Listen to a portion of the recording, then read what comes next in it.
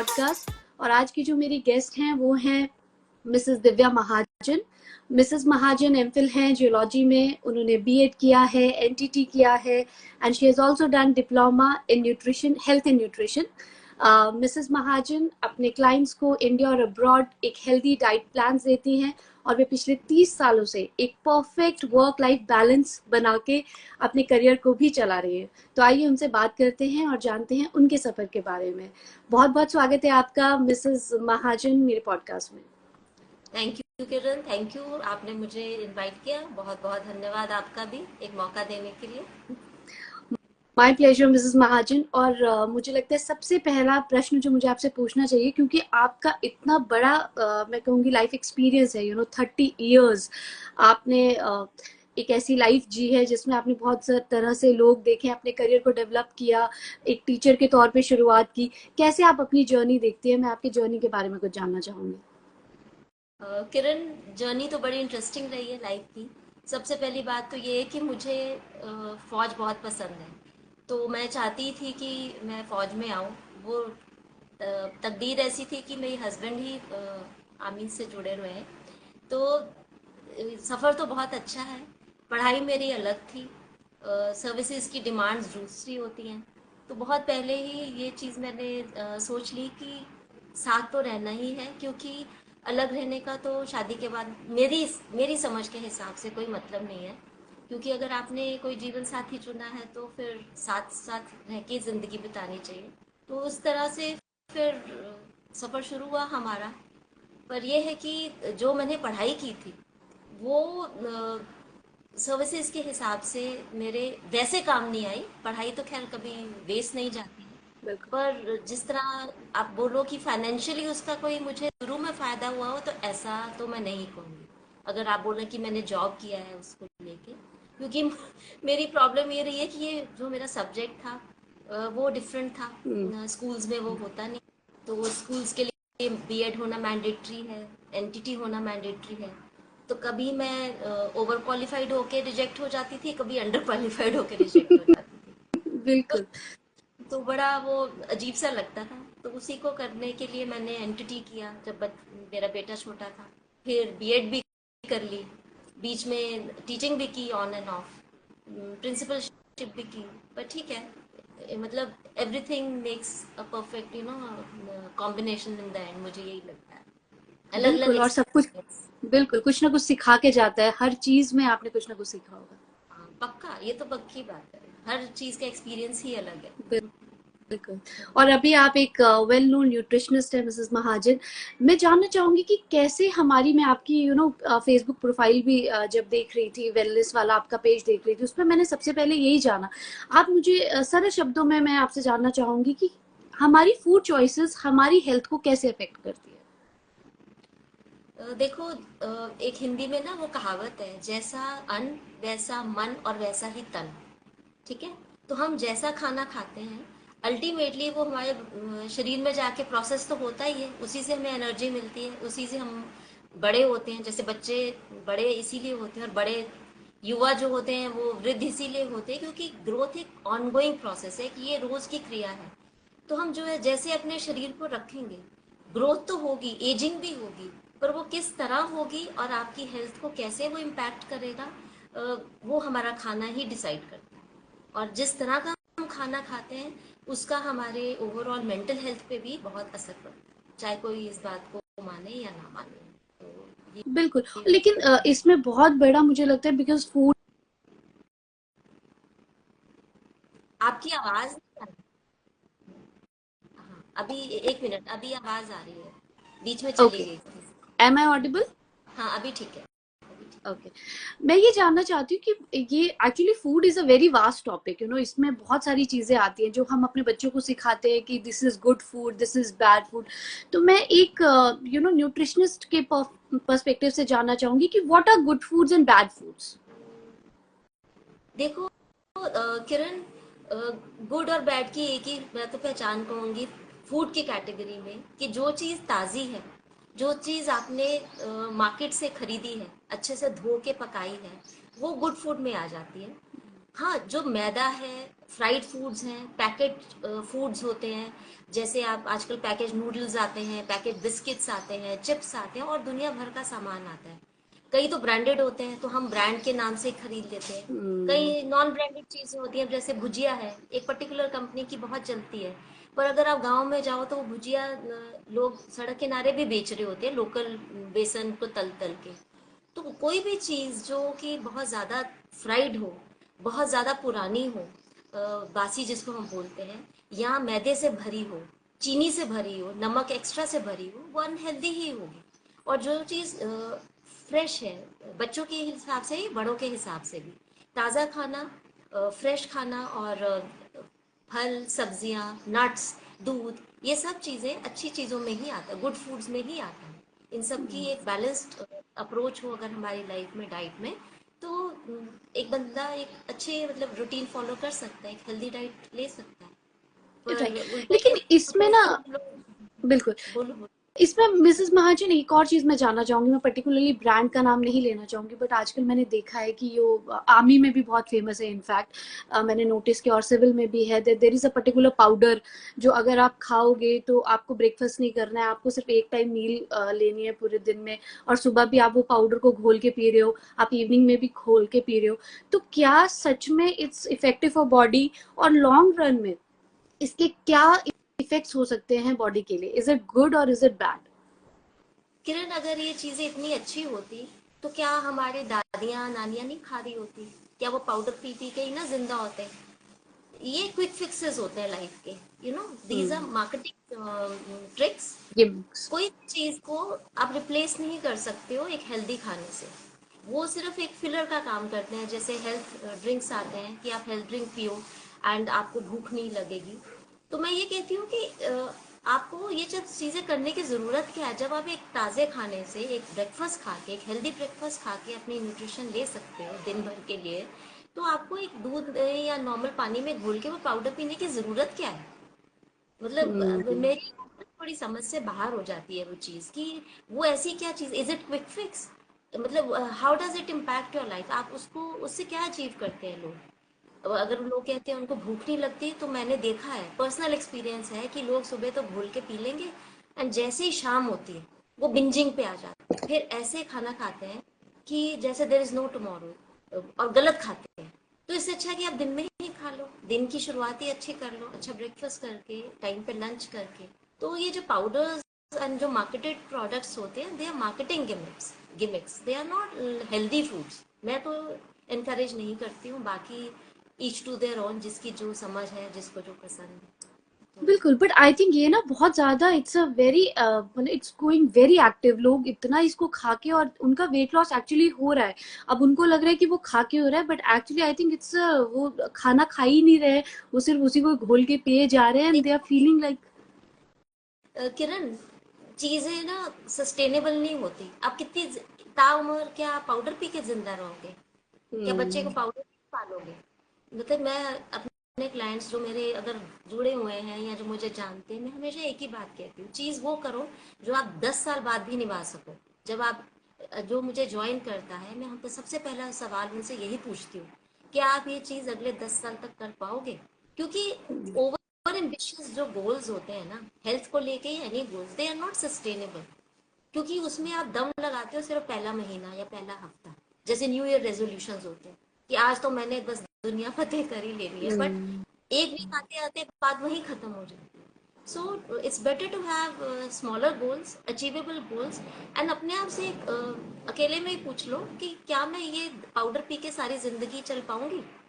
क्योंकि बिल्कुल। एक दिन आएगा कि पाउडर से दिल भर जाएगा, और एक दिन आएगा घर वाले कहेंगे एक पराठा खा लो, और आप उस दिन एक नहीं खाओगे, आप 4 खाओगे। क्योंकि वो इतने दिनों की वो जो तृप्ति नहीं हुई है, तो वो तो फिर मन करेगा ही ना कि आलू का भी खा लो, गोभी का भी खा लो। बिल्कुल, सो और आई इट्स आई थिंक यही रीजन है कि जो लोग पहले ये पाउडर्स पी के जिनका वेट बहुत रिड्यूस होता है, सडनली जब वो दोबारा उसको छोड़ते हैं, उसके बाद वो गेन भी उतना ही रैपिडली होता है।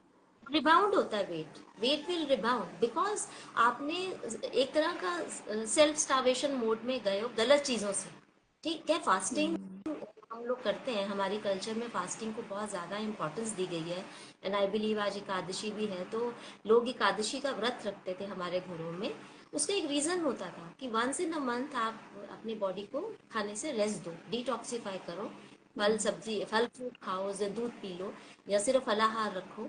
तो उसका एक रीजन था। पर अगर आप रोज ही कुछ नहीं खाओगे, सिर्फ दिन में 2 गिलास पाउडर पी लिया, एक बार खाना खा लिया, वो भी रात को गलत खाया, या कई डाइट्स ऐसी होती हैं जो बहुत प्रमोट करती हैं protein intake with lots of fats, they are unattainable goals वाली डाइट्स होती है, क्योंकि जिंदगी भर आप कितना फैट ले लोगे और कितने प्रोटीन्स खा लोगे, बिल्कुल। अल्टीमेटली लौट आप उसी डाइट पे आओगे जिस पे आप बचपन से आपको पाला गया है। तो बिल्कुल। आपने मेरा यही फास्टिंग मानना की है। बात आपने फास्टिंग की बात की। तो मैं इंटरमिटेंट फास्टिंग के बारे में जानना चाहती हूँ, बिकॉज बड़ा हॉट टॉपिक है। आप कहीं पे भी देखो, आप फेसबुक खोलो, आप इंस्टा खोलो, आपको सबसे पहले वो इंटरमिटेंट फास्टिंग की एप्स ही दिखती है और उनका वर्कआउट दिखता है। कितना इफेक्टिव है इंटरमिटेंट फास्टिंग एक बॉडी के लिए वेट लूज करने के लिए? देखो किरण, हमारी ना एक, मुझे लगता है एक आदत है इंडियंस की, कि जो चीज़ हमें बाहर वाले रीब्रांड रीपैकेज करके देंगे, हम उनसे बहुत ज़्यादा प्रभावित हो जाते हैं, बहुत ज़्यादा इम्प्रेस हो जाते हैं। पर अगर हम एक जनरेशन भी पीछे जाए, अगर आप कभी घर में सोचो, तो आप देखोगे कि हमारे पहले जो लोग थे वो हमेशा 7:30 7 8 बजे तक, 8 तो बहुत ही देर हो जाता था, खाना खा लेते थे। ठीक है, अगले दिन सुबह 4 5 बजे उठते थे, एंड आई थिंक 7:30 8 के करीब या 10 बजे भी कह लो खा लेते थे, मैक्सिमम उनका हो जाता था। तो ये इंटरमिटेंट फास्टिंग नहीं तो क्या है? इसका मतलब ये होता है कि आपने टाइम पे खाना खाया, आपने 12 घंटे अपने बॉडी को रेस्ट दिया, कुछ ना खाकर। क्योंकि लास्ट मील वो खाते थे, तब के खैर लाइफ कंडीशंस भी डिफरेंट थी, लाइफ सिंपल थी, बिल्कुल। तब टीवी वगैरह नहीं होती, तो लोग जल्दी सो भी जाया करते थे। या नाइट लाइफ जिसको हम बोलते हैं, आजकल यंग जनरेशन कहती है कि नाइट लाइफ हमने करनी है, जीनी है। तो उस चक्कर में क्या होता था कि आपने खाना खाया और वो पचा, और 12 घंटे की आपकी इंटरमिटेंट फास्टिंग हो गई। अगर आपने 7:30 खाया और नेक्स्ट डे मॉर्निंग अगर आप 7:30 खा रहे हो, तो एग्जैक्टली 12 आवर्स आपकी बॉडी को पचाने की मतलब एक तरह का रेस्ट मिल गया आपके लार्ज बिल्कुल। इंटेस्टाइन को, आपके पूरे सिस्टम को। अब क्या हुआ है कि इंटरमिटेंट फास्टिंग को वेस्ट ने बहुत प्रमोट किया। ठीक है, अब now they have come up with this new thing, 16 hours of fasting, कि आपने जैसे एक शाम पहले खाया, तो अगले दिन आप फर्स्ट मील 10 11 बजे 12 बजे 1 बजे खाओ। मेरे हिसाब से, मतलब पर्सनली मैं बोलूँ, तो मेरे को ये सही नहीं लगता है। मुझे लगता है कि आप 12 बजे 12 घंटे की फास्टिंग रोज करो, इन द सेंस कि 7:30 खा लोगे, अगले दिन 7:30 खा रहे हो, you are in a fasting mode. Hmm. ठीक है, आपने कुछ नहीं खाया, नेक्स्ट डे अपनी बॉडी में आपने ब्रेकफास्ट दिया है, आपकी बॉडी को रीफ्यूलिंग हो गई। कई लोग जो बहुत ज़्यादा ओबीज हैं, बहुत ज़्यादा जिनका वेट 100+ है, उनको इनकरेज करते हैं आजकल डॉक्टर्स कि आप इंटरमिटेंट फास्टिंग पे जाओ। इट्स बेसिकली कि वो अपनी कैलोरी इनटेक रिड्यूस कर दें। समझ रहे हो? यस। अब जो बंदा पहले ही 45 किलो का है, 50 किलो का है, वो इंटरमिटेंट फास्टिंग करके कहाँ जाएगा? आप सब, उसकी बॉडी को अगर प्रॉपर, उसके पास ईटिंग विंडो सिर्फ कुछ घंटे की है, और उसमें भी अगर हेल्दी खाना है, वो जल्दी जल्दी कैसे क्या खाएगा? तो बेटर ऑप्शन इज कि नॉर्मल ह्यूमन लाइफ में, जो हमारी नॉर्मल दिनचर्या है, उसमें आप टाइम पे खाओ और टाइम पे सो। 12 आवर्स आप जैसे अगर आपने 8 बजे डिनर खत्म कर लिया, तो नेक्स्ट डे 8 बजे ब्रेकफास्ट कर रहे हो या 9 बजे कर रहे हो, तो आप 13 आवर्स तो फास्टेड ही हो। आप स्टार्ट योर डे। एंड उसमें न्यूट्रिशन में फिर ये है कि आपकी कई चीज़ें मिस नहीं होती हैं। इंटरमिटेंट फास्टिंग में कई लोग मैं देखती हूँ कि they are just on black coffee. एक तो जो आधा ज्ञान होता है वो भी बड़ा खतरनाक होता है, खतरनाक। इंटरनेट से पढ़ के सब कुछ कर रहे होते हैं, तो वो बड़ा खतरनाक हो जाता है कि they start the day with black coffee, फिर दिन भर में उसमें भी जो ईटिंग विंडो है उसमें एक मील खाएंगे और पानी ज़्यादा पी लेंगे। So that is for me, that starvation. And बिल्कुल। अगर आप लास्ट वीक का, आई थिंक लास्ट वीक का इंटरनेट ही चेक करेंगे न्यूज़, तो उसमें एक नई डिस्कवरी आई है कि इंटरमिटेंट फास्टिंग से यंग डेथ्स बहुत हो रही है, कार्डियक अरेस्ट बहुत हो रही है। यू कैन बिल्कुल। Go and online. तो हर चीज़ का प्रोज एंड कॉन्स होते हैं। तो moderation is always the key, that is what I feel. सब कुछ करो पर राइट। मॉडरेशन। बिल्कुल, एब्सोल्युटली। और इसमें मैं आपसे जानना चाहूँगी कि एक हेल्दी जो मील होती है, जिसे हम कहते हैं कि this is the best healthy meal that you have to, वो कौन-सी होती है? अपने खाने में हमें ऐसी क्या चीज़ें शामिल करनी चाहिए डेली, जिसे हम कह सकते हैं कि this is the healthy meal? Healthy meal वो है कि जिसमें साइंस के अकॉर्डिंग हमारे खाने को 3-4 फूड ग्रुप्स में बाँटा गया है। मतलब अगर कोई ऐसा बंदा सुन रहा है जिसको साइंस का अगर सुनना चाहता है तो या नहीं नॉलेज है उसके बारे में, तो हमारे खाने में proteins, carbohydrates, fats, vitamins and minerals plus पानी की बहुत ज़्यादा इम्पोर्टेंस है। ठीक है? तो प्रोटीन्स में हमारे आ जाते हैं दालें, अंडे, मांस, मछली, बेसन, स्प्राउट्स। कार्बोहाइड्रेट्स में राइस, रोटी, ये क्या कहते हैं, रागी, ज्वार, बाजरा, ये सब। और आपके फैट्स में आ जाते हैं घी, नट्स, जिनमें बादाम और वॉलनट और ये सारी चीज़ें शामिल होती हैं। एंड साथ में तेल भी आ जाते हैं उसके अंदर, जिनमें हम कुकिंग करते हैं। एंड विटामिन्स एंड मिनरल्स जो होते हैं वो आते हैं हमारे कच्चे फलों और सब्जियों से, हुँ, जो कच्ची सब्जियां हों। अब एक हेल्दी मील वही होगा जो बैलेंस्ड होगा, जिसमें थोड़ी दाल भी है या नॉनवेज या जो भी आप खाते हैं, जिसमें रोटी या चावल भी है, जिसके अंदर आपकी सलाद भी है, दिन में फ्रूट भी है, कभी नट्स भी है, या दही या ये सब भी है। एंड पानी की मात्रा बॉडी में है, मतलब कि आप खाने, लोग मैंने देखा दिन में 2 गिलास पानी पीते हैं, हुँ, जबकि डाइजेशन पानी की बहुत ज़्यादा ज़रूरत है। खाना सही खाएंगे पर पानी बहुत कम पिएंगे। तो बैलेंस डाइट, एक हेल्दी डाइट वही होती है जिसके अंदर ये सारी चीज़ों का मिश्रण हो। जो आपने कभी आप इंडियन थाली ऑर्डर करो बाहर जाके होटल में, तो आप देखते हो उसमें छोटी छोटी कटोरियाँ होती हैं, एक दाल होगी, एक सब्जी होगी, रोटी भी होगी, हाँ, चावल होगा, पापड़ होगा, थोड़ा सा अचार होगा। वो एक एक बैलेंस्ड मील होता है। वो अलग बात है कि व्हेन यू पे, अगर वो साली सॉरी थाली 150 रुपए की है तो उसमें वो 4 रोटी रख देते हैं और थोड़े चावल ज्यादा डालते हैं, तो उसका मतलब ये नहीं कि 4 रोटी आपको खानी है, हुँ, but that's considered to be healthy meal which has all the ingredients. तो थोड़ा थोड़ा हर शायद। चीज का जब मिश्रण होता है थाली में, दैट्स अ हेल्दी मील बिल्कुल। फॉर एन और इंडियन। आई थिंक केरला में जो हम ये ओणम के टाइम पे सादिया खाते हैं, उसमें भी आप देखो तो वैराइटीज जो होती है, और वो it's a perfect meal, balanced meal. और थोड़ा थोड़ा होता है, अगर आप हाँ, देखोगे तो बिल्कुल। वो भर भर के नहीं होता कि 2 बड़े बोल चिकन के, ऐसा नहीं होता। सब कुछ अगर हुँ, होगा तो छोटी छोटी कटोरियों में होगा कि आप रखते भी सब, और अच्छा उसमें मीठा भी रहता है। हुँ, एक छोटी सी कटोरी में पायसम या कुछ भी डालते हैं, या कुछ भी और मीठा बनाया हो, तो सब कुछ होता है पर थोड़ा थोड़ा। तो ये घरों में भी जब ना हम खाना बनाते हैं तो हम दाल सब्जी रोटी, एक नॉर्मल नॉर्थ इंडियन घर में यही बनता है। तो बिल्कुल। देखा जाए तो ये ट्रेडिशनल हमारे नॉलेज है जो हमारे मदर्स करती रही हैं, ग्रैंड मदर्स करती रही हैं। बिल्कुल, I belong to Himachal Pradesh, और मैंने खुद नोटिस किया है, जैसे हमारे यहाँ पे मैं अपने बच्चों में भी वही करती हूँ, हमें मॉर्निंग में हमेशा पराठा खिला देते थे, दिन में दाल हम्म। चावल ही बनेगा और कुछ नहीं, और शाम को सब्जी और रोटी ही है, हमने कभी रात को चावल नहीं खाए। और मतलब मैंने कभी देखा ही नहीं कि इसके अलावा हमने हट के कुछ खाया हो। हाँ, फूड चॉइसेस पहले होती भी लिमिटेड थी, सब कुछ देखो किरण, पहले बहुत कुछ मदर के टैलेंट पर डिपेंड करता था जब हम बड़े बिल्कुल होते, जी। राइट? मतलब अगर आपको याद हो तो लड़कियों की जो शादी के लिए मतलब होती थी, तो एक गुण जरूर माना जाता कि इसको खाना बनाना आता है कि नहीं। बिल्कुल क्योंकि सारा जो प्राइमरी सोर्स खाने का था वो मदर्स ही थी, क्योंकि वही बनाती थी। अब वो चॉइसेस थोड़ी एक्सपैंड हो गई हैं, बाहर खाना मिलने लग गया हम सबको, हम बाहर से ऑर्डर कर लेते हैं। पर इतना कोई मैंडेटरी नहीं रह गया, इतना कोई ज़रूरी नहीं रह गया कि मुझे सारी तरह का कुजीन बनाना आना है, कि मुझे साउथ इंडियन भी बनाना है और मुझे कॉन्टिनेंटल भी बनाना है, मुझे इंडियन भी बनाना है।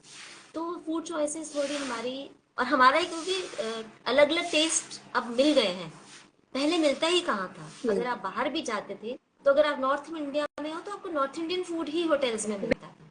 दिल्ली बिल्कुल वगैरह में फिर भी दूसरे कुजीन्स होंगे, बट मैं छोटे शहरों की बात कर रही हूँ। इतने मल्टीपल कुजीन्स अभी, जैसे जैसे world has become a smaller hmm, place, cuisines तभी इंट्रोड्यूस हुए हैं हर एक कंट्री में, नॉट इवन इंडिया, सभी कंट्रीज, अफ्रीका वगैरह में भी अलग अलग कुजीन्स इसीलिए आए हैं क्योंकि वहाँ के जो जैसे अफ्रीकन कॉन्टिनेंट देखो, जहाँ जहाँ जिन वो कॉलोनाइज किया था उन्होंने, वहाँ वही कुजीन्स रही। अगर फ्रेंच कॉलोनाइजर्स थे तो फ्रेंच कुजीन्स हैं वहाँ पे। पर जो ट्रेडिशनल खाने थे वो जैसे जैसे बाहर के खाने का इन्फ्लुएंस आएगा वो उसके साथ मर्ज हो जाते हैं, चेंज हो जाते हैं. So now culinary skills are not the ultimate, what should I say, quality of a woman. There are many others also, but बिल्कुल yes, माँ के हाथ का खाना डिफरेंट होता है, that is for बिल्कुल sure. बिल्कुल। अच्छा, एक और चीज बड़ा, मतलब मैंने अपने घर पे बड़ा सुना है कि कोई एक बच्चा है वो मोटा है, एक बच्चा है वो पतला है। तो यूजुअली जैसे मेरा ब्रदर है, वो हमेशा बोलता है कि मैं तो पानी भी पी लेता हूँ तो वो भी लग जाता है ना। बहुत सारे लोगों का के मन में ये रहता है कि मेरे तो जीन्स ही वो है। तो क्या सच में genes play a very major role किसी की वेट के अंदर? या वो, अगर कई लोग होते हैं जो बड़े हेल्दी खाते हैं लेकिन उनका वेट रिड्यूस होता ही नहीं है, वो मोटे हैं तो वो मोटे ही हैं। तो क्या जीन्स का बहुत बड़ा रोल होता है हमारी जीन्स वेट का में? रोल है Kiran, there is no doubt. Genes are like your blueprint, right. पर कई चीजें, जैसे कई डिजीजेस होती हैं, जेनेटिक डिजीजेस होती हैं, जैसे कि मान लो किसी को थैलासीमिया है, वो जेनेटिकली इनहेरिटेड आपकी हम्म। बीमारी किसी में आती है. या हीमोफीलिया है, या किसी के हार्ट में होल आ गया पैदाइश के टाइम, या कोई स्पेशल चाइल्ड हो गया, मॉन्गोलाइट चाइल्ड हो गया, ये जेनेटिक डिसऑर्डर्स में ही आ जाती है चीज़ें. पर कई डिजीजेस हैं जिनका ब्लूप्रिंट तो आपकी जीन्स में है, पर आप चाहो तो उनको डिले कर सकते हैं, जैसे टाइप 2 डायबिटीज, हार्ट डिजीज. ये ऑफ कोर्स अगर किसी के पेरेंट्स, ग्रैंड पेरेंट्स, इसमें किसी की फैमिली में ये बीमारी है, तो डेफिनेटली वो बच्चा उसकी जीन्स, उस जीन्स को कैरी कर रहा है. पर वो आपके हाथ में है कि आप उस बीमारी को कितना डिले कर सकते हो. टाइप 2 डायबिटीज, हार्ट डिजीजेस, क्योंकि ये प्योरली सेडेंट्री लाइफस्टाइल के ऊपर एंड रॉन्ग ईटिंग हैबिट्स के ऊपर टिकी हुई है ये डिजीजेस. तो ये hmm. Genes they play a role. And ये जो लोग कहते भी हैं, मैंने सुना है, कहते हैं कि हमें पानी भी लग जाता है, ऐसा नहीं होता. कहीं ना कहीं कुछ ना कुछ वो गलत हो ही रहा होता है उनके साथ. या तो उनका स्लीपिंग पैटर्न खराब होगा, हम्म। या उनकी पानी की इंटेक कम होगी, या एक्सरसाइज के नहीं कर रहे होंगे. तो कहीं ना कहीं वो होगा, इसीलिए वो पानी भी लग जाता है. ये तो मतलब मैं इस बात को नहीं मानती, मैं इससे सहमत नहीं हूँ. तो बिल्कुल। अच्छा, एक और चीज़ है, मैंने बड़ा फेस किया अपने बड़े बेटे के साथ कि एक टाइम आता है जब बच्चों की जो ग्रोथ होती है बड़े पतले-पतले लगते हैं। वो खाते, मतलब खाते एज़ अ मदर मैं जानती हूँ कि बच्चा अच्छे से खा रहा है, बट वो लगते बड़े पतले हैं। और कुछ बच्चे होते हैं जो गोलू-मोलू लगेंगे। तो और मोस्टली मदर्स आज के टाइम में जो मैं देखती हूँ कि सबसे बड़ा जो कंसर्न है सबका वो यही है कि बच्चे खाते नहीं हैं। मैं उसके बारे में भी कुछ जानना चाहती हूँ एज अ न्यूट्रिशनिस्ट कि कहाँ हम लैक कर रहे हैं आज की मदर्स ना, कि बच्चों को हम प्रॉपर न्यूट्रिशन नहीं दे पा रहे या उनकी सेहत ही नहीं बन पा रही है। अ, किरण, ये दोनों बातें ना आपस में जुड़ी हुई है. See, motherhood is not an easy thing, और इट्स अ चैलेंज. मुझे तो यही लगता है, challenge which has to be, like it has to be faced with beauty, because आपने बच्चे को जन्म दिया है ना.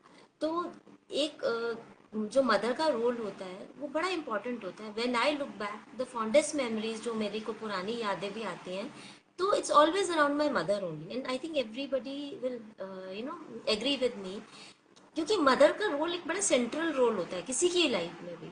तो खाने में जो बच्चा अब जब आने करता है आजकल, अगर मैं आजकल का एग्जाम्पल दूँ, तो एक तो बच्चे, एक या दो बच्चे हैं सबके, राइट. तो उन पे फोकस ज़रूरत से ज़्यादा है, हाँ। क्योंकि ये एग्जाम्पल मैं आसपास सुनती थी कि पहले छः छः बच्चे होते थे, कोई किसी को नहीं पूछता था, सबको लाइन में बिठा देते थे, सब चुपचाप अपना खाना बिल्कुल। खाते थे, बल्कि छीन के खाते थे. हम्म। बड़े ने छोटे का छीन लिया. आजकल एक तो प्रॉब्लम है, प्रॉब्लम ऑफ प्लेंटी. हमारे पास ज़रूरत से ज़्यादा है, ठीक है. बच्चे ने ये नहीं खाया तो हम उसको दूसरा, तो ये नहीं खा रहा, चलते को मैं ये देती हूँ. You hmm. Getting my point. हाँ. बिल्कुल। हमारे लिए बच्चे को खाना खिलाना एक बोझे वाला काम भी मुझे लगता है लगने लग गया है. क्योंकि जब बिल्कुल आप बच्चे टास्क को है, खाना, it's a proper task. Task, तो eating should be become task for you as well as for the child. आजकल बहुत कॉमन है, मैं बहुत कॉमनली देखती हूँ कि मोबाइल दे दिया या टीवी के आगे कार्टून लगा के बिठा दिया एंड बच्चे को खाना दे दिया. बच्चे को यही नहीं पता होता कि खाना मेरे मुंह में जा रहा है कि नाक में जा रहा है. ना। या अब द मदर इज फीडिंग, तो वो भी साथ साथ मोबाइल स्क्रॉल कर रही होती है और उसके मुंह में ठूस रही होती है. Food is an experience. बच्चे को जब तक खाने का टेक्सचर नहीं समझ आएगा, वो खाने के साथ इमोशनल अटैच नहीं होगा, बच्चा खाना ढंग से नहीं खाएगा और टास्क ही बन के रहेगा. सो अगर आप किसी पीडियाट्रिशियन के पास जाओगे तो वो हमेशा एक ही बात बोलता है कि जब बच्चे को भूख का टाइम है उसको अपने साथ बिठा के खिलाओ। यूजुअली हम क्या करते हैं इंडिया में कि हम बच्चे को पहले खिला देते हैं। वो काम है, हर मदर के लिए काम है कि ये काम निपट जाए, पहले इसको खिला दो, मैं फिर खाऊंगी। You getting my point? यहाँ बिल्कुल हम क्या करते हैं कि बच्चा कपड़े गंदे कर देगा और हम कहते हैं हम ही खिला देते हैं, इससे तो कपड़े गंदे कर देंगे गंदे, फिर धोने पड़े। बिल्कुल तो बिल्कुल। फर्स्ट इज कि जब उसके खाने का टाइम है, set the time of food, कि आपने किस टाइम पे उसको मील देना है।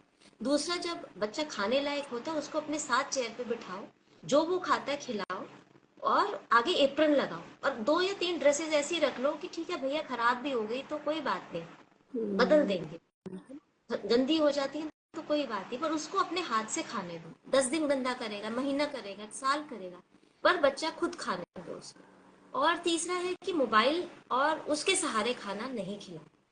एक एक बात आपने और भी बोली कि जब बच्चे पतले लगते हैं तो कई बार वो अंडर नरिश्ड भी होते हैं और कई बार ग्रोइंग फेज में भी होते हैं। जब बच्चा बहुत हम्म, भाग दौड़ करता है तो वो सडनली आप देखोगे कि वो पतला लीन होना शुरू हो गया, उसकी हाइट बढ़ना शुरू होगी, कपड़े छोटे हो गए, दैट्स अ गुड साइन।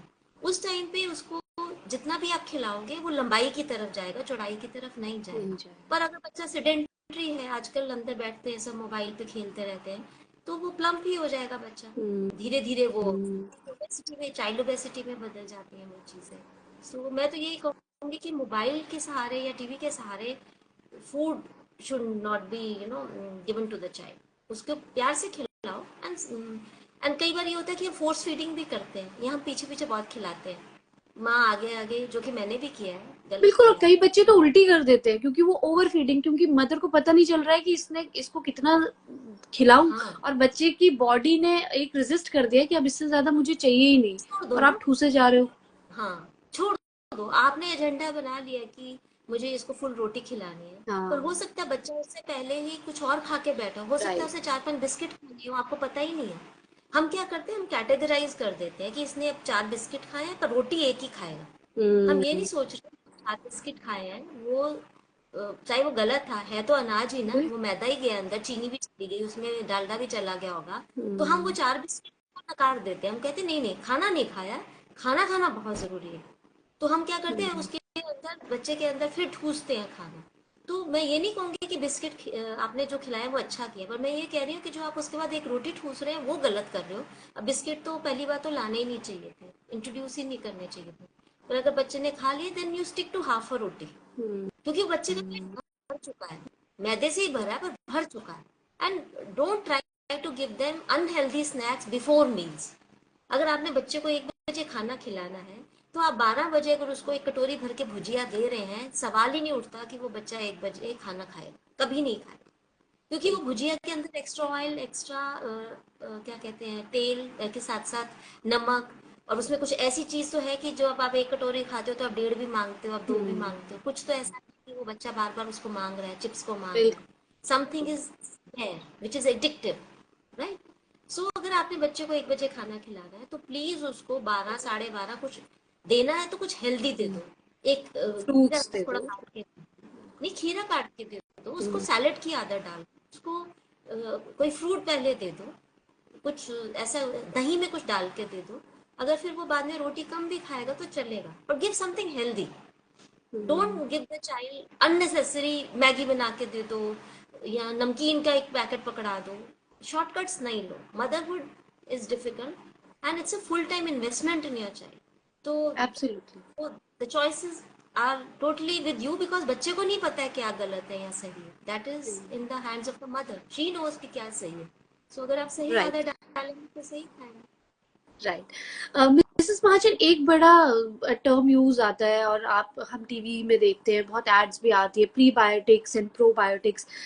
तो जैसे मुझे तो बिल्कुल पता नहीं है कि ये क्या होता है, बस दही का पता है कि वो भी कुछ होता है। तो मैं बड़े मतलब मैं जानना चाहती हूँ कि ये क्या होता है प्रीबायोटिक्स एंड प्रोबायोटिक्स, और क्या ये एक्सटर्नली लेना जरूरी है, या ये हमारी बॉडी में कैसे काम करता है? देखो किरण, एक ना आयुर्वेद में पता नहीं या किसमें सेंटेंस है, वो हमारे घर में बोला जाता था कि दांत और आंत का बहुत कनेक्शन होता है, ठीक है? एंड हम्म, आंत इज लार्ज इंटेस्टाइन। ठीक है। राइट। जो लार्ज इंटेस्टाइन होती है उसके अंदर हमारे खाने की अब्जॉर्प्शन होती है। जो हम खाना खाते हैं वो पेट में नहीं पचता है, वो फुली डाइजेस्ट होता है हमारी आंत में, जिसको हम लार्ज इंटेस्टाइन बोलते हैं। ठीक है। लार्ज इंटेस्टाइन के अंदर हमारे गुड बैक्टीरिया भी होते हैं और बैड बैक्टीरिया भी। जो गुड बैक्टीरिया होते हैं वो काम करते हैं खाने को डाइजेस्ट करने का, ताकि अगर हमने, मान लो मैंने एक केला खाया, तो उस केले की पूरी न्यूट्रिशन मेरे बॉडी को मिले। वो उसके तोड़ने में, उसको ब्रेक डाउन करने में, डाइजेशन में हेल्प करते हैं। ठीक है। अब होता क्या है कि जो प्रोबायोटिक्स होते हैं, they are good source of good bacteria. तो अगर आप अ, देखो कभी, तो हमेशा दही खाने को इनकरेज किया जाता है। ठीक है ना। तो प्रोबायोटिक्स और प्रीबायोटिक्स का ये मतलब होता है कि आप अपनी डाइट में प्रीबायोटिक्स की कैटेगरी में आ जाते हैं आपके। प्याज आ जाता है, गार्लिक, इंडियन अगर मैं बात करूं, लहसुन आ जाता है, कच्ची सब्जियां आ जाती हैं। कुछ सब्जियां ऐसी हैं जो इंडिया में नहीं मिलती हैं, मिलती हैं तो बड़ी महंगी मिलती हैं, उनका नाम लेना ज़रूरी नहीं समझूंगी, क्योंकि हम इंडियन कॉन्टेक्स्ट में बात कर रहे हैं। तो ये जो सब्जियां होती हैं, इनको हम जब खाते हैं तो हमारी बॉडी में फाइबर ऐड हो जाता है। जब फाइबर ऐड होता है तो इनकी जो, इनको तोड़ने का जो काम बैक्टीरिया करते हैं, वो हमारे बॉडी में जो शुगर स्पाइकिंग होती है उसको डिले कर देते हैं, स्पेशली डायबिटिक्स के। राइट। तो प्रीबायोटिक्स के रोल में आ जाती है हमारी ये सब सब्जियां। प्रोबायोटिक्स जो होते हैं वो हमारे आ जाते हैं जैसे अचार, फर्मेंटेड चीज़ें, जैसे इडली हो गया, ढोकला हो गया, या आपका दही हो गया, और कांजी हो गई जो हम पीते थे सर्दियों में। इनमें जो फर्मेंटेशन जब होता है तो प्रोबायोटिक जो बैक्टीरिया है उनकी ग्रोथ बढ़ जाती है। तो एडवाइस ये किया जाता है कि दिन में आप 1 या 2 प्रोबायोटिक्स जरूर लो।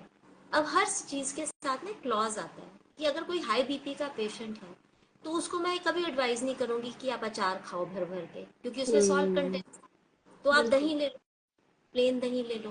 राइट।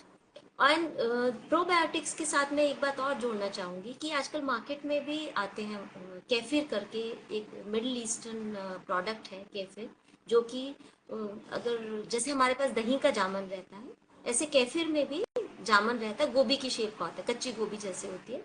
तो उसको सेट करते हैं मिडिल ईस्ट में लोग, पर आजकल यहाँ बॉटल्स में मिलता है मेट्रोज में, तो लोग वो भी लेके पीते हैं। तो अगर आप अफोर्ड कर सकते हैं तो आप केफिर का जामन लेके घर में जमा सकते हैं। बट मैं कहती हूँ इतनी दूर जाने की क्या ज़रूरत है, कांजी बना लीजिए घर में। आप इडली ले लो हफ्ते में एक बार। अच्छा, ढोकला लेना है, पर वो चीनी में डूबा हुआ वो जो होता है ना ढोकला मार्केट वाला, वो नहीं लेना है, नॉर्मल फर्मेंटेशन वाला। तो दही आप खा सकते हैं, मट्ठा ले सकते हैं, छाछ ले सकते हैं। तो इन सब चीज़ों से प्रोबायोटिक्स की मात्रा आपके स्टमक में बनी रहती है, तो उससे डाइजेशन बेटर होती है, खाना जल्दी पचता है, स्किन बेटर हो जाता है, और हेल्थ बेनिफिट्स बहुत राइट। ज़्यादा। एक चीज़ और ऐड करूँगी, जो लोग एंटीबायोटिक्स पे हैं या किसी कारणवश उनको एंटीबायोटिक्स खाने पड़े हैं, जैसे कंजेशन हो गया या स्टमक अपसेट, तो antibiotics work on bacteria only. Right. तो जब वो बैक्टीरिया, हार्मफुल बैक्टीरिया मरते हैं, तो उसके साथ गुड बैक्टीरिया भी गट के मर जाते हैं। तो इसीलिए अगर आप कभी देखोगे जब किसी को एंटीबायोटिक दी जाती है तो उसको प्रोबायोटिक सेशेस दिए जाते हैं, या राइट। प्रोबायोटिक का कैप्सूल दिया जाता है with B complex and vitamin C. नहीं तो मुंह में छाले आ जाते हैं। राइट। तो हाँ। अगर आप राइट। कभी आपने एंटीबायोटिक्स खाए हैं, 3 दिन का कोर्स किया है, 5 दिन का एंटीबायोटिक्स का कोर्स किया है, तो एडवाइस यही किया जाता है कि आप दही खिचड़ी खाओ। दही क्यों खाना है, इसीलिए खाना है, या नींबू पानी पियो, या आप उसके बाद भी थोड़े दिन प्रोबायोटिक्स के कैप्सूल लेते रहो, नहीं तो मुंह में बहुत सारे छाले भी आ जाते हैं एंड लूज मोशंस लग जाते हैं। खासकर जो लोग एमोक्सिसिलिन खा लेते हैं या नॉरफ्लॉक्सिसिन खाते हैं, तो मैंने कई बार देखा है कि उनका कंप्लेंट आता है कि दस्त खत्म ही नहीं हो रहे, जबकि नॉरफ्लॉक्सिसिन खा रहे हैं। तो राइट। दस्त ना खत्म होने का कारण प्रोबायोटिक्स का बॉडी में से खत्म हो जाना, खत्म हो प्रोबायोटिक बैक्टीरिया। जाए। राइट। और मिसेस महाजन, मैं एक और चीज जानना चाहती हूँ। जैसे मुझे ऐसा लगता है कि आजकल हम सब लोग, बहुत सारे लोग हेल्थ कॉन्शियस है, लोग योगा में हैं, लोग अच्छा खाना खाने की कोशिश कर रहे हैं, चाहे वो पैकेज्ड वाला खा रहे हैं, चाहे कुछ भी खा रहे हैं। ऐसी कौन सी चीजें जो हम गलत कर रहे हैं? क्योंकि जितने लोग ये हेल्दी लाइफस्टाइल जी रहे हैं, उतनी बड़ी तादाद ऐसे लोगों की भी है जो ट्राई कर रहे हैं, डेली ट्राई कर रहे हैं कि हमें पतला होना, या सिर्फ पतला होने तक सीमित नहीं। आजकल आप देखो तो हार्ट अटैक बहुत ज्यादा आ रहे हैं, छोटे छोटे मतलब मेरे ख्याल से वेरी यंग पीपल, 26, 27, 30 की उम्र में लोगों को हार्ट अटैक आ रहे हैं। इसका सबसे बड़ा रीजन आप क्या मानती हैं? नहीं, सबसे पहले जो आपने अभी मेरे को बोला कि पैकेज फूड, सबसे पहले तो जब आप हेल्दी खाना आप बात करें तो हेल्दी खाने में हमेशा फ्रेशली प्रिपेयर्ड फूड ही आएगा। पैकेज फूड को हम कभी भी हेल्दी नहीं बोलेंगे। तो खाना सही खाने के अलावा चार पांच फैक्टर्स और होते हैं जो हमारी हेल्थ को कंट्रीब्यूट करते हैं। सबसे पहला तो मेंटल हेल्थ को ही ले लो आप, stress. I have come across somebody जिनके मतलब अपने उन्होंने अपना भाई खोया है, फिजिकली फिट, अच्छा खाना खाने वाले एंड रोज एक्सरसाइज करने वाले, सब कुछ सही, but at young age he passed away. Reason stress. तो मेंटल हेल्थ के बारे में भी बात करना बड़ा ज़रूरी हो जाता है जब हम फिजिकल हेल्थ के बारे में बात करते हैं कि बिगेस्ट किलिंग फैक्टर आजकल स्ट्रेस तो बन ही गया है। लैक ऑफ स्लीप है। लोग आपने देखा होगा कि अब आजकल मतलब मैं अब क्या बोलूँ कि आधे जो हमारे वर्क फोर्स है जो प्राइवेट सेक्टर में है वो सभी फॉरेन कंट्रीज की कई कंपनी से एसोसिएटेड है। तो वहाँ का जो टाइम रात का है वो हमारा दिन का, और जो हमारा दिन का उनका रात का है। तो बेसिकली हमारे जो सिटीजन्स हैं वो रात को जागते हैं।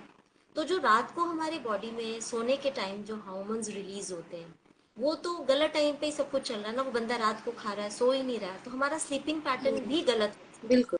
तो अगर आप रात की नींद पूरी नहीं करते हैं, पानी कम लेते हैं, एक्सरसाइज नहीं करते हैं, ये सारी चीज़ें कंट्रीब्यूटिंग फैक्टर्स बन जाते हैं। आप सही खाते रहो। मैं मतलब एक कॉमन एग्जांपल दूंगी। अगर एक चारपाई के चार वो क्या बोलते हैं, पाए हैं। पावे, हाँ अगर पावे। एक पावे जो भी कह लो, उसके चार जो बेड पोस्ट होते हैं उनमें से एक बेड पोस्ट ठीक है और तीन को आधा आधा आप काट दो, तो बेड क्या कभी सीधा होगा? बेड तो ऊबड़ खाबड़ पड़ ही जाएगा ना। मतलब उसी तरह एक हेल्दी लाइफस्टाइल के चार फैक्टर्स होते हैं। Good good sleep, good food which includes water also, good rest and exercise plus lack of stress। तो अगर तीन पाए भी हिले हुए हैं या एक पाया भी हिला हुआ है और तीन पाए सही है, तब भी आप बेड पे नहीं सो पाते ना, क्योंकि बैलेंस नहीं है वो। So it's sum total of all the factors. सही खाना बहुत अच्छी बात है, पर अगर आप सही टाइम पे सो नहीं रहे हो तो आपके पैरामीटर्स, मैं तो सबको कहती हूँ कि साल में एक बार या 6 महीने में एक बार अपने पैरामीटर्स चेक करा लेने चाहिए, उसी से पता चल जाता है। ट्राइग्लिसराइड बढ़े हैं, कोलेस्ट्रॉल बढ़ा है, अगर शुगर कंटेंट आपकी ब्लड में बढ़ा हुआ है तो it means you need to fix them. पतला या मोटा होना एक सेकेंडरी इशू है, क्योंकि सबकी बॉडी जो स्ट्रक्चर है वो भगवान ने अलग बनाया है, राइट। अब नॉर्थ के लोग देखो, हरियाणा पंजाब के, उनकी बिल्ड थोड़ी सी स्टाउट बिल्ड होती है, चाहे लेडीज ही क्यों ना हो। स्केलेटल सिस्टम ब्रॉड है। अगर हम झारखंड या इस तरफ उड़ीसा की तरफ बात करें, थोड़ा सा पिटीट तरफ लेडीज का जाता है। बट पैरामीटर्स तो सही होने चाहिए ना। ब्लड प्रेशर, ट्राइग्लिसराइड, आपके लिवर फंक्शन टेस्ट, ये जब तक सही आ रहे हैं तो मोटा और पतला होना एक बाय प्रोडक्ट है एक हेल्थ, मतलब एक खाने का। पैरामीटर बिल्कुल। सही पे मैं फोकस चाहती हूँ सब करें अपने, है ना। बिल्कुल, सारी चीजें मिलकर एक हेल्दी बॉडी बनाती है, और वैसे ही हेल्दी माइंड। जब तक आपका माइंड हेल्दी नहीं है, आपकी बॉडी कभी हेल्दी हो ही नहीं सकती। सही इट्स द बात है, ये तो है। It's such a learning experience Mrs Mahajan आपके साथ बात करने का। और अंत में मैं आपसे जानना चाहूंगी, क्योंकि आपका एक्सपीरियंस इतना वाइड है, आपने फौज में 30 साल आप बिता चुकी है। ऐसी महिलाएं जो कुछ करना चाहती हैं, उनके लिए आप एक प्रेरणा स्रोत है। क्या एडवाइस देना चाहेंगी, और कितना चेंज पाती हैं आप पहले से आज की लेडीज में, और ऐसी फैमिलीज में जो विभिन्न वीटीसी के थ्रू या किसी भी और कार्यक्रम के थ्रू अपने आप कुछ सेल्फ हेल्प ग्रुप बना के अपना एक काम कर रहे हैं, उनके लिए आपकी तरफ से क्या संदेश आप देना चाहेंगे? सी, जब मैंने आर्मी ज्वाइन की थी और अब में तो बहुत अंतर है। तब लेडीज तो तब भी बहुत एजुकेटेड थी, और पर ये था कि वो प्रोफेशन को हमेशा इतना तवज्जो नहीं देती थी, इन द सेंस कि किया तो टीचिंग कर ली, या कोई डॉक्टर्स हैं या नर्सिंग प्रोफेशन में है, वो लेडीज कंटिन्यू करती थी। पर मैंने अपने एक्सपीरियंस में जितनों को भी देखा जो दूसरे फील्ड्स में थी, they mostly chose to become teachers, they did BEds, और उन्होंने फिर later on most of them pursued education only, just इसलिए कि हम हस्बैंड के साथ रह हस्बैंड के सकें। साथ है। चेंज बिल्कुल। तो बहुत आ गया है किरण, ऐसी बात नहीं है। गर्ल्स आर मोर टैलेंटेड, ज्यादा ज्यादा पढ़ी लिखी है, मतलब पढ़ी लिखी तो पहले भी थी, मैं ये नहीं कहूंगी। दे आर मोर प्रोफेशनली या क्वालिफाइड, क्योंकि प्रोफेशंस बहुत ज्यादा आ गए हैं जिसमें गर्ल्स जा रही हैं। फैमिलीज में भी बहुत ज्यादा अंतर है, बहुत पढ़ी लिखी लड़कियां आ रही हैं। यस। तो मेरे को एक बात ये लगती है कि चॉइसेस हमारी ही होती हैं, ठीक है। अगर मैं चाहती तो मैं अलग प्रोफेशन में जा सकती थी, क्योंकि मेरा फील्ड डिफरेंट था, पर मेरी चॉइस ये थी कि मुझे, मतलब ये मेरे बच्चों को और मुझे एक फैमिली लाइफ चाहिए, बिल्कुल। राइट। वो मेरी चॉइस थी। पर आजकल के सिनेरियो में मैं देखती हूँ कि people are happy staying apart, कभी महीने में एक बार मिल लिया, कभी 6 महीने में मिल लिया। तो मैं उनकी लाइफस्टाइल को कंडेम नहीं करूंगी, ना ही जजमेंटल होंगी, पर मैं ये कहूंगी कि अगर आप एक इंस्टीट्यूशन से जुड़े हैं तो उसके प्रति आपकी एक लॉयल्टी जिम्मेदार। बनती है, क्योंकि इस इंस्टीट्यूशन ने बहुत कुछ दिया है मुझे भी, और सबको देता है, it's a beautiful institution. And अगर हमसे कोई उम्मीद की जाती है इंस्टीट्यूशन की तरफ से, तो मुझे तो बहुत ही अच्छा लगता है। मुझे लगता है कि जो मैंने यहाँ सीखा और जो मैंने यहाँ पाया, शायद मैं कहीं और ना पा सकती। तो अगर मुझे कोई कहता है तो मुझे तो बहुत अच्छा लगता है कि बैलेंस तो किया जा सकता है। एंड मैंने प्रोफेशन को लेट लाइफ इसलिए चूज किया, क्योंकि मेरे बच्चे पढ़ रहे थे, बीच बीच में हस्बैंड कभी होते थे कभी नहीं बिल्कुल। होते थे। तो बिल्कुल। मुझे एक टाइम पे ये लगा कि अगर मैं भी घर से जाने लग गई, क्योंकि तब ऑनलाइन की सुविधा नहीं थी। बिल्कुल। आजकल जॉब्स ऑनलाइन होने लग गए हैं, तो उससे लेडीज के पास चॉइसेस बढ़ गई हैं। चॉइस। मैं ये नहीं कहूंगी कि वो जब घर में रह के ऑनलाइन काम करती हैं तो उनको उठना पड़ता है, but still they are visibly present in the house. अगर आप किसी से काम हेल्प ले रहे हो, अगर आप किसी आपने पेड हेल्प रखी है, उसको पता है कि आपका बच्चा आपके आमने सामने आप टेबल पे बैठ के काम कर रहे हो। हमारे टाइम ऑनलाइन की सुविधा नहीं थी, तो आपको कोई भी काम करना, आपको घर से निकल के या दूर रह के ही करना है। तो वो मेरे लिए मेरी चॉइस थी कि नहीं, मेरे को घर में ही रह के करना है। इसीलिए लेटर ऑन मैंने फिर ये कोर्स करके ये चुना, क्योंकि मेरे पास अब ऑनलाइन की सुविधा आ गई है। तो जैसे भी मुझे लगा ये मेरी चॉइस थी, पर मैं ये कहूँगी कि अगर आप हस्बैंड के साथ रह के करना चाहते हैं, तो लोकली अगर आपको मिलता है, कई बार ये पे पैकेज कम होता है। ऑफ कोर्स मैंने टीचिंग बहुत कम, कई बार पैसे भी नहीं लिए हैं, और कई बार लिए हैं तो बिल्कुल ही नॉमिनल लिए हैं, it was just A token money, but it was never about money. Money. It's one personal choice. It has always been, it was never about money. It was more about personal and professional satisfaction. Right. तो ये हर बंदे की individual choices होती हैं, पर मेरे लिए, मुझे ये लगता है कि मेरे लिए यही परफेक्ट था कि मैं घर में भी रहूं और मैं ये काम करूं। That is why I change my field. तो बाकी तो आप सब ईच टू देयर ओन। बिल्कुल। और आप मैं नहीं जानती कि आप इस चीज को समझते हैं, अपने लिए वैसा फील करते हैं, but you are such an inspiration for so many ladies. और थैंक यू सो मेरा मच। तो मेरा आपके साथ बात करने का जो एक्सपीरियंस रहा है, मैं हमेशा ये कहती हूँ कि मतलब इट वाज सो स्मूथ, इतना अच्छे से आपने बात किया, मुझे ऐसा लगा, मुझे बिल्कुल भी नहीं लगा कि कोई गैप है या किसी तरह का वो है। आपने कितना अपने आप को हम्बल रखा है। आप इतने सालों से फौज में रहे हैं, आपने फिर भी अपना एक करियर बनाया, and you are very open to talk. That's what I think inspires us कि हमें भी कुछ करना है, और अपनी लाइफ में अपने हस्बैंड के साथ अपने बच्चों को अच्छे से पालते पालते अपने लिए भी कुछ ना कुछ करना है। ये सबसे बड़ी चीज़ है। Thank you so much for talking to me, Mrs Mahajan. Thank you so much Kiran, thank you for your time, and thank you कि तुमने मुझे इनवाइट किया अपने पॉडकास्ट में। मेरे लिए भी ये बहुत अच्छा एक्सपीरियंस था। एंड मुझे अच्छा लगता है कि जब बात करो तो कोई सुनता है, तो कहीं ना कहीं किसी की बात किसी के मन में रह जाती है, और वो किसी की लाइफ को कैसे इम्पैक्ट करे आपको नहीं पता होता है ना। बिल्कुल बिल्कुल तो बिल्कुल। अगर एक भी इंसान के मन में कुछ करने का जज्बा जाग जाए तो it's all worth it. I know it's all worth it, one life can make lot of difference. बिल्कुल। Thank you so much. Thank you so much, Mrs Mahajan. Bye, good take evening, care. Mrs. Good evening, bye, take care.